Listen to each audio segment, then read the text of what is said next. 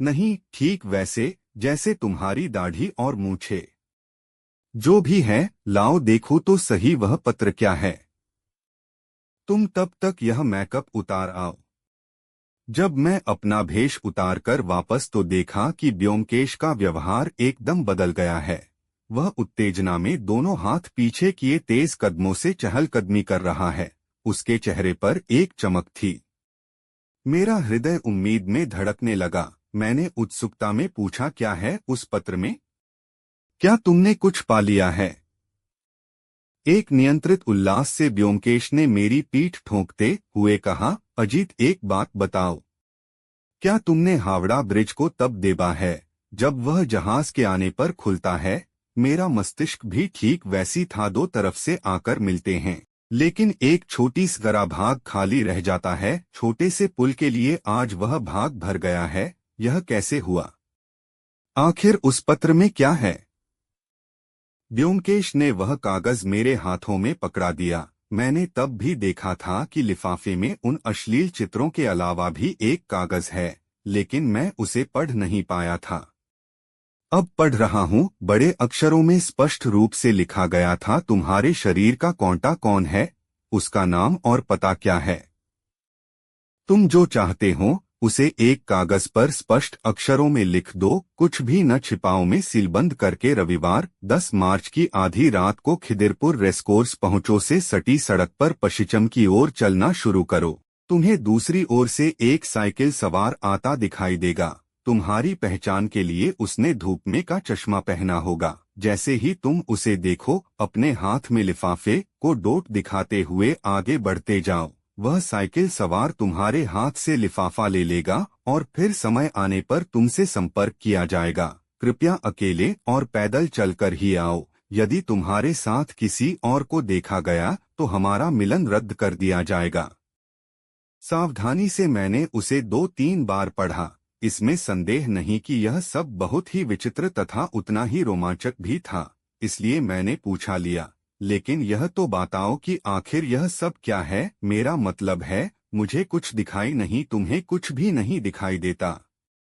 हाँ, इतना है कि जो कुछ तुमने कल भविष्यवाणी की थी वह सब कुछ सच निकली है। यह भी दिखाई देता है कि उस व्यक्ति को अपनी पहचान छिपाने में उसकी कोई मंशा रही होगी, लेकिन इसके बाद क्या है? अब सूरदास जी को कैसे दिखाया जाए? जो स्पष्ट दिखाई दे रही है वह तुम्हें दिखाई नहीं दे रहा। एकाएक ब्योमकेश रुक गया। सीढ़ियों पर किसी के चढ़ने की आवाज थी। एक क्षण सुनता रहा, फिर बोला, आशु बाबू हैं, उन्हें कुछ बताने की जरूरत नहीं है। उसने वह कागज मेरे हाथ से लिखा और अपनी पॉकेट में रख लिया।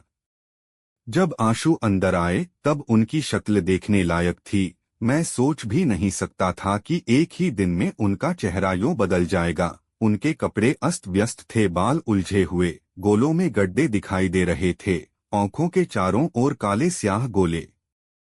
ऐसा प्रतीत होता था कि किसी गहरे आघात से उन्हें सिर से पांव तक हिला दिया है। कल जब वे लगभग मौत से बचकर आए थे तब भी मैंने उनको इतना हैरान परेशान नहीं देखा था। उन्होंने अपने आप को सामने की कुर्सी पर लगभग फेंकते हुए कहा, बुरी खबर है ब्योमकेश बाबू, मेरे वकील विलास मल्लिक लापता हो गए हैं। सहानुभूति दिखाते हुए गंभीर स्वर में ब्योमकेश बोला, मुझे मालूम था आपको शायद यह पता चल गया होगा कि जोड़ासोंको का आपका मित्र भी उसके साथ मारा गया है। आशु बाबू अवाक होकर उसे देखते रह गए। कुछ क्षण बाद बोले, तुम्हें है सब कुछ? सब कुछ? ब्योमकेश शांत स्वर में बोला, मैं कल जोड़ासोंको गया था। वहां मैंने विलास मल्लिक को भी देखा। काफी दिनों से विलास बाबू और उस घर में रहने वाली महिला नहीं आपके विरुद्ध साजिश में हुए थे और जाहिर है कि आपको इसकी जानकारी नहीं थी। आपकी वसीयत लिखने के बाद विलास बाबू आपके वारिस से मिलने गए थे। आरंभ में तो शायद यह उनकी केवल उत्सुकता रही हो, पर बाद में तो आप समझ ही सकते हैं। वे दोनों इन तमाम वर्षों में सही अवसर की प्रतीक्षा कर रहे थे। आशु बाबू, आपको हिम्मत नहीं हारनी चाहिए। अब आप बहुत अच्छे हैं। एक दगाबाज औरत धोखेबाज वकील के चंगुल से बिल्कुल स्वतंत्र हो गए हैं। आपके जीवन को अब कोई खतरा नहीं है। अब आप सड़क के बीचों बीच निर्भय होकर चल सकते हैं। आशु ने चिंतित निगाहों से ब्योमकेश को देखा और पूछा, मतलब स्पष्ट है। जिस संशय से आप घिर रहते थे और बताने की हिम्मत नहीं जुटा पाते थे, वह एक सच्चाई थी। उन दोनों ने आपकी हत्या का षड्यंत्र रचा था, लेकिन अपने हाथों से नहीं। इस शहर में एक आदमी रहता है, कोई नहीं जानता वह कौन है या कैसा लगता है, लेकिन उसके जालिम हथियार ने अब तक बड़ी खामोशी से पहुंच सीधे सादे मासूम लोगों का इस पृथ्वी से सफाया कर दिया है। यदि आपका भाग्य साथ न देता तो आप भी उन्हीं के कदमों पर चलकर अपनी जान खो देते। कई मिनटों तक आशु बाबू अपने हाथों में मुंह छिपाए बैठे रहे। अंत में उन्होंने एक उदास निश्चवा छोड़ो और बोलना शुरू किया। मैं इस बुढ़ापे में अपने पापों की सजा भोग रहा हूँ, इसलिए मैं किसी और को दोषी नहीं ठहरा सकता। 38 बरस तक चरित्र पर कोई दाग नहीं था, लेकिन फिर एकाएक मेरा पैर फिसल गया। अतिशय सुंदरी को देखकर मेरी माथा घूम गया। शादी से मेरा शुरू से ही लगाव नहीं रहा, लेकिन एकाएक मैं विवाह करने के लिए पागल हो गया।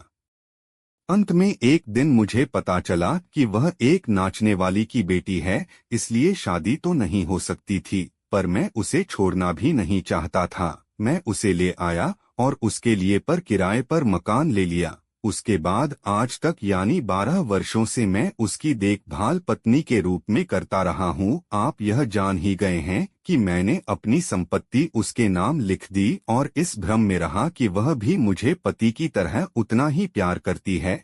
मुझे कभी कोई संदेह नहीं हुआ। मैं इस सच्चाई को नहीं समझ पाया कि पाप से जन्मी स्त्री में निष्ठा या वफादारी संभव ही नहीं है। जो भी हो, बुढ़ापे में मिले इस सबक का लाभ मैं अब दूसरे जन्म में ही ले पाऊंगा। एक अंतराल के बाद उन्होंने टूटती आवाज में पूछा, ये दोनों क्या आपको मालूम है कि कहाँ गए हैं?